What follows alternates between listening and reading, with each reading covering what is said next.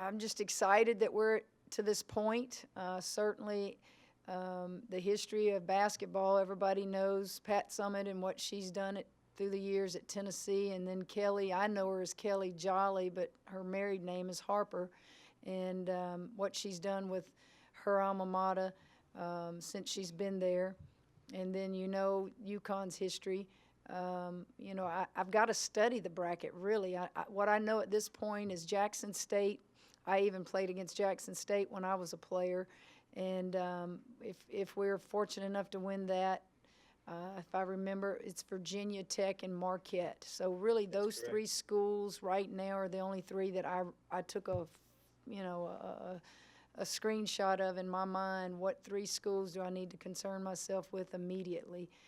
Because we've got to get some work done. When we leave here, you guys know all the rules with 7 negative tests, being in a bubble. We don't know when we're going to, where we're going to practice. We just know the 2 days that we play.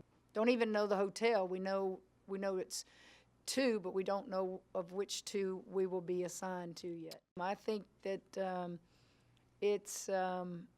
I've watched a lot of women's basketball this year because of COVID, more so than I ever have. And I just don't see a dominant team. I see outstanding teams, but it's going to be who stays the healthiest. It's going to be who's playing the best and gets on a roll here these last 2 or 3 weeks. And I couldn't tell you, if you said if you chose a team but you couldn't choose your own team, coach, who do you think would win it? I couldn't tell you that because I've seen a lot of teams that are capable. And I just think we're really focused. I think we're somewhat hungry, I would say. You know, we are the defending national champions, and I think we forget that. And with that comes a lot of expectation, a lot of pride, and I also think a lot of hunger. And I know our players want to win for themselves, their school, their families, but let's don't forget those 4 seniors that they hurt for still that didn't have an opportunity last year. And we just keep getting better, and I think that's the scary part for teams that's going to be playing us. We just continue to click, and we continue to find each other's strengths. And when we're all flowing like that and we're staying consistent, we're a hard team to beat. And I'm excited to see how we're gonna do in this tournament. We're always with each other from practice. A lot of us live with each other, so it's not anything I feel like we're not going to be used to. We spent a lot of time together when we were in Kansas City, and so it's just going to be a little bit more of an adjustment because we're going to be with each other for a little bit longer, but it's not going to be anything out of the ordinary. Like we said before, we're always with each other. We're always spending time with each other, so we're just going to be with each other a little bit longer this time. We're excited. We want to play them.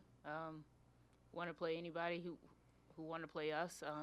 I don't think necessarily it matters what school we play at and who it is, but obviously the tension that the hype that everybody surrounds Baylor and UConn with, we're ready for the challenge, and when we get there, we'll get there.